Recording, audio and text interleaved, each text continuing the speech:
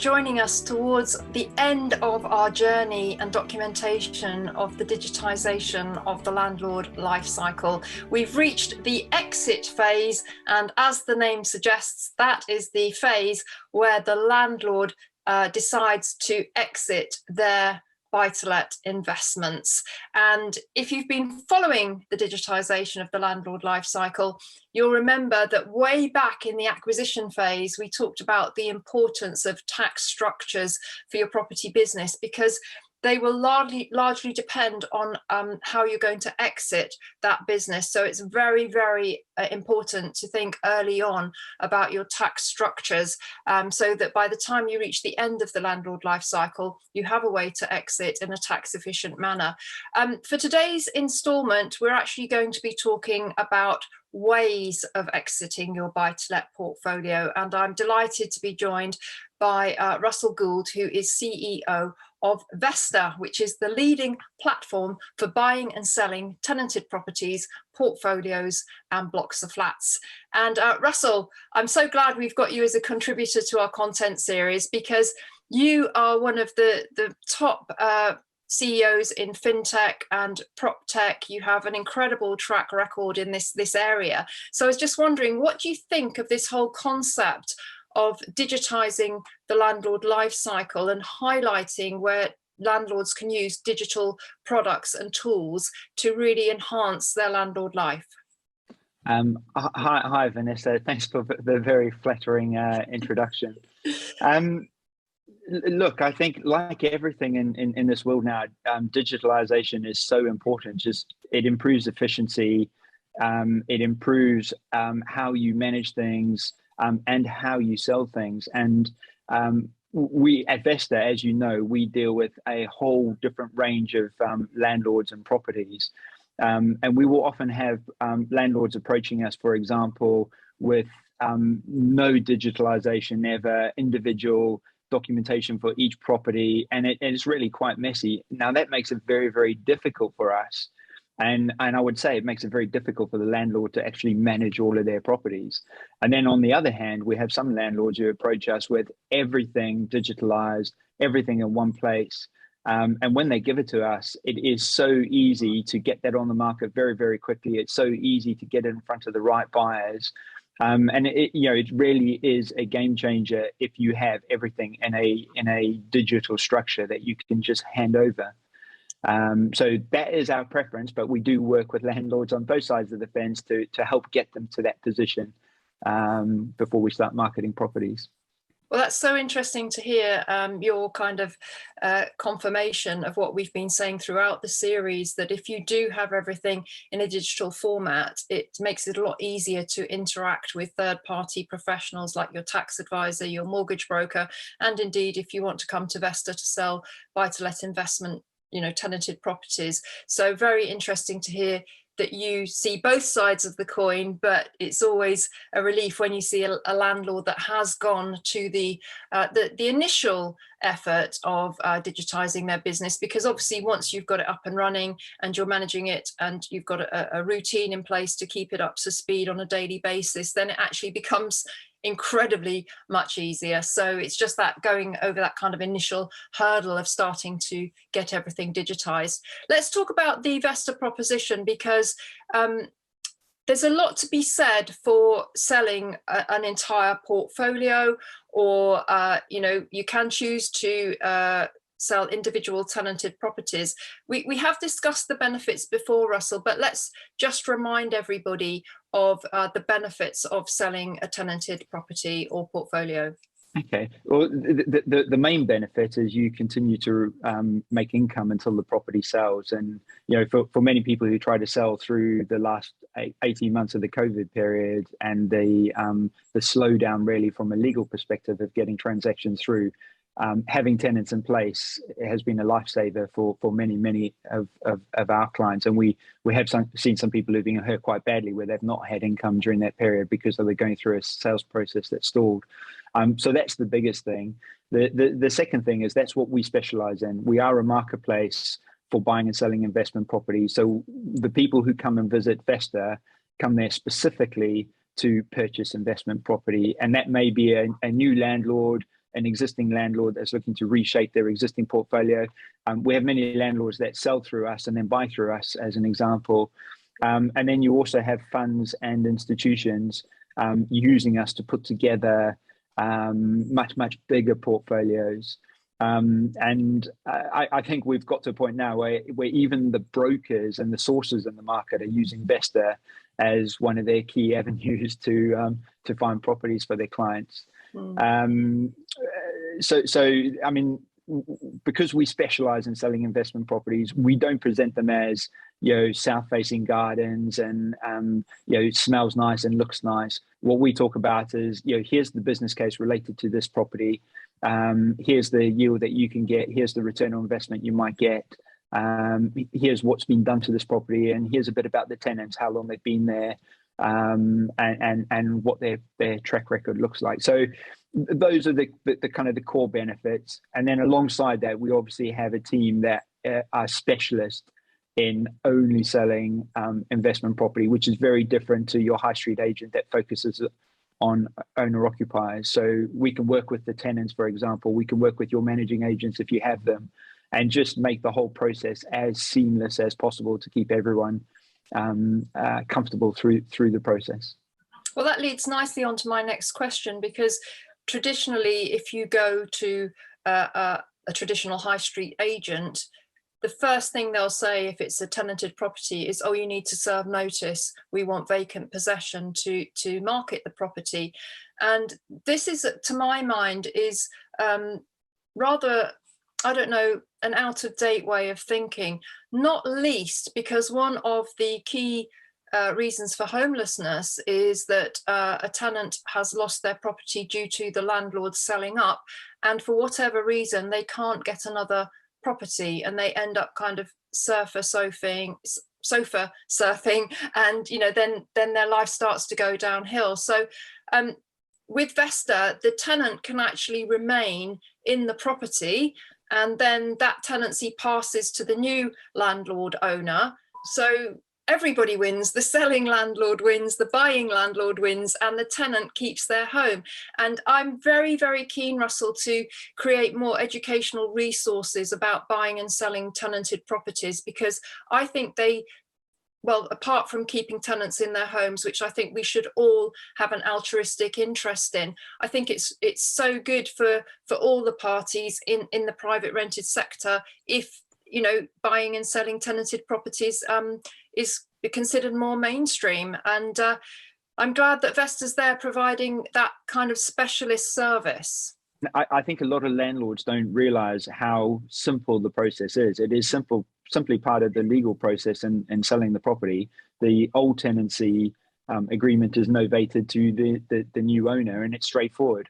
The landlord retains all the rights that the previous landlord had, and the tenants retain all the rights that they had previously. So it's harmonious, and it is the right way to do it, and it's the right way to manage it. Even if, as a landlord, you recognise there is an opportunity to optimize that property or a portfolio of properties, you can still do that within the confines of the tenancy agreement. So it is the right approach. It also saves you a lot of money, because if you not only the seller but the buyer, because if you purchase a property with tenants in place, you start earning money from the day that transaction goes through. There are no voids. You normally don't have to do any refurbishment whatsoever, because the tenant is very happy with what they have.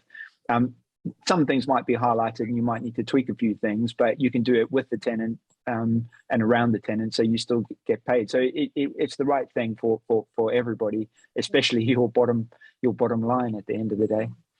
Well, we should really have mentioned this in the acquisition phase of the landlord life cycle, because one of the lowest risk ways to get started in property is to buy a tenanted property, because, as you said, you earn income from day one. You can check the payment history of the tenant. You can check how the tenant is looking after the property. So many advantages. But let's go back to selling. That there does seem to be, I don't know if it's some sort of urban myth or something, that if you sell a tenanted property, you get less than market value for it. But I think that you need to think about if you did go for vacant possession and the property was empty for months on end, how much is that going to cost you in your mortgage payments, your council tax, your standing utilities? You know, you could arrange a sale and then it falls out of bed and you're right back to square one with the marketing.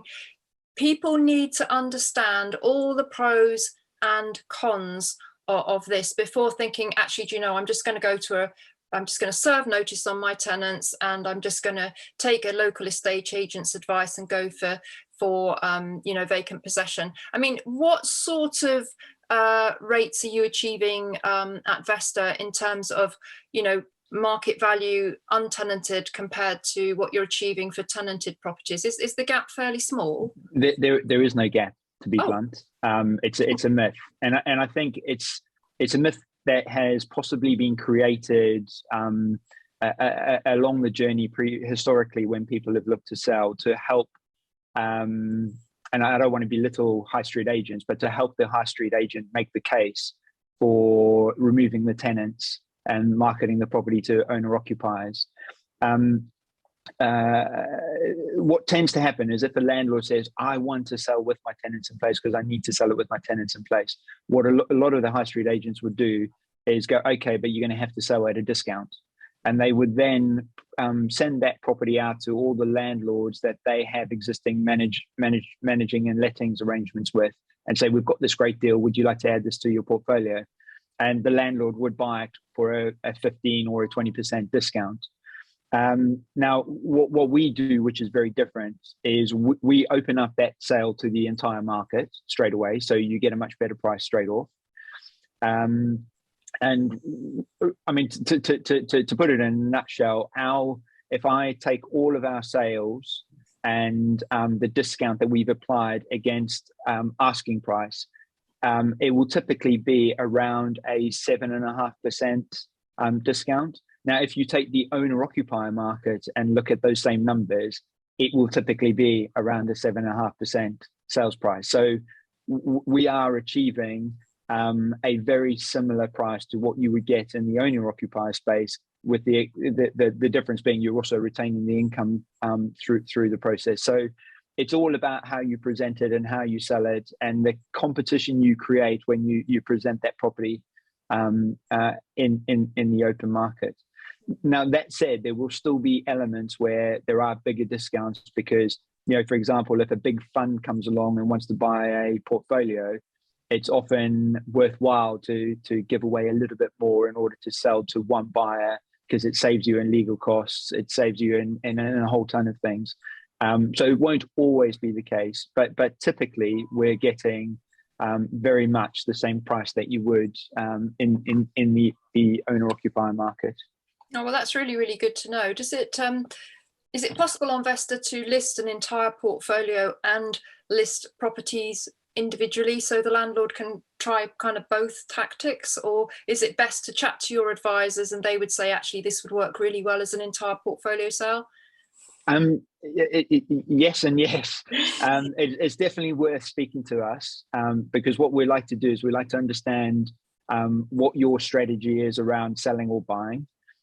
So, for example, if you're going to sell and then buy some more to reshape your portfolio, it's also useful for us to understand what your entire position is, because we'll have a lot of landlords, for example, who approach us and say, look, these properties are coming up and I'd like to sell these 3, and we will sell them, and then they'll come back to us and say, well, now we want to sell these 3, and we kind of go, okay, stop for a second. What is your entire portfolio? What are you trying to achieve? And what we're then able to do is we're able to list the properties they want to sell immediately. But what we may also do is list the entire portfolio, or present the entire portfolio to certain of our buyers who we know are interested. And often they're able to offload the entire portfolio far quicker than they had planned to do it, because at the outset they thought they could only sell X amount over a sort of certain time frame. Now, obviously, tax does play a part in that. And sometimes it's better for people to sell in certain times. You have redemption penalties on any debt, so you need to take that into account. But we will often take a portfolio, and let's say it's a portfolio that's maybe got some blocks, some flats and some houses, and they might be across 3 different locations. We can break that down in how we present it as a single entire portfolio, a portfolio of blocks, a portfolio of houses, a portfolio of flats, and potentially also a portfolio in specific locations. And what that means is we can maximize the eyeballs across the entire portfolio, and ensure that we get the right price for all the individual parts and the whole. So that is something that we specialize in, is portfolio selling and HMO selling, because those are clear places where the high streets struggle. And we've built a number of relationships now with institutional buyers, with funds, with family offices, and with smaller funds that are basically building to sell to bigger funds. So if you're looking to sell a portfolio, we almost always will know who the potential buyers of that portfolio are going to be based on its makeup and its location, whether it's optimized or not optimized, whether it's digitalized or not digitalized, as an example. And we can get those portfolios in front of the right buyers. And the other thing that we can add, which is just important to say, is you might have a portfolio worth $1 million, somebody else has a portfolio worth 5 million, and somebody else has a portfolio worth 4 million. We sometimes come across funds who will only buy portfolios of, say, 10 million plus.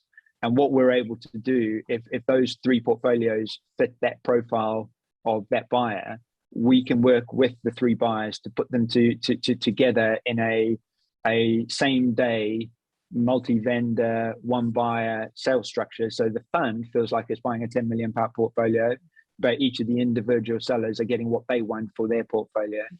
And it means you get better prices sometimes.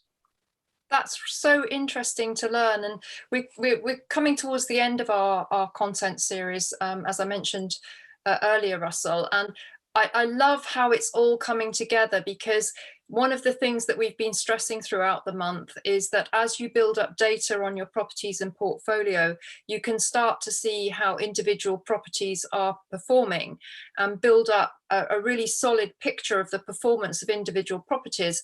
So when you come to sell, you've actually got that information at your fingertips. And what you might want to do, let's say you've got 10 buy-to-let investments and you want to exit, you could choose the worst performing property to exit from first, and you might like to exit 1 property per year so you can claim your maximum capital gains allowance. So that would just be what probably a small landlord could possibly think about doing, because we always have to have tax in mind when we're exiting from a buy-to-let investment. I guess my final question is, Russell, does it make a difference to Vesta if the properties are held in a personal name or a limited company? It makes no difference whatsoever. There are elements that have an impact. So some buyers will only buy the assets, and some buyers will buy the limited company, and there's risks across both, but we sell both. One of the most important things is, if it is in a limited company and it's a single product or a small portfolio, it's really important that that's very clean and it's not used for other things, because any buyer that's going to buy that limited company will take on some of the tax risk, etc. And if there are other things within that framework, potential other sales that haven't been managed properly, they take on that risk, and some people get nervous about it. So it is important that that special purpose vehicle of a limited company is structured in the right way at the outset and ready for sale. But it doesn't really matter either way. We have buyers who are doing or purchasing, are comfortable buying it either way, so long as they get it for the right price and the right structure. When it's a bit dirty and a bit messy, then they will always buy the assets first, just because it's not worthwhile they're taking the risk, especially if they are a significant institutional buyer. One thing I just wanted to add, because you mentioned it before, and digitalizing your portfolio along the journey has so much more advantages during the process. Now, I'm sure you've already covered that in your discussions, but you talk about being able to sell the worst performing property. Absolutely correct. But also, if you're earlier on in the journey, it allows you to look at, you might have some properties that have grown really well over the last 5 years or 10 years, but are no longer going to grow. And so your yield isn't going to grow alongside them. So it might make sense for you to sell those, and you might have some properties in other areas that are growing really, really well and look like they'll continue. So why not sell one and then buy one? And so you enhance your entire portfolio. Mm-hmm. And the good thing about that is when you do bring it to Vesta and you look to sell it, a lot of our buyers, because they're bigger, don't understand the individual properties, and they don't really care about the individual properties. They're business analysts, they're finance analysts. They literally take the spreadsheet and they look at the spreadsheet and they work out from that what they're willing to pay for that portfolio and what it might look like. And if you have everything structured in that digital format, it makes things so much easier. And you can also see how they might look at it, so you understand what the value might be to an institution, for example, who will look at it in a commercial way rather than a retail way. Oh, well, that's an absolutely awesome point to end on, Russell. And again, I think you've highlighted how being a digitized landlord, when you're in the life cycle, when you're in the growth period, you're going to go back into pre-acquisition, acquisition, ownership and growth, because precisely as you've said, you're a digital landlord. You've seen a property has probably not served you as well as it could, and there are other opportunities that could suit you better. So that gives you the heads up to actually dispose of that property and use the money to get a greater return on a better investment. And so you go round in a loop until you get to the end when you exit, and then you hopefully go and live a very happy rest of your life doing all the things that you dreamed of, that you got into property for in the first place. So thank you so much for joining us, Russell. Your insights, as ever, are so valuable to the Property Tribes community. We love having you as a partner and helping our landlords exit their investments and also find really good quality investments and upgrade their portfolios, as we've been discussing. So thank you so much for joining me. It's a pleasure. Thank you very much, as always, Vanessa. It's an absolute pleasure. Thank you. Bye.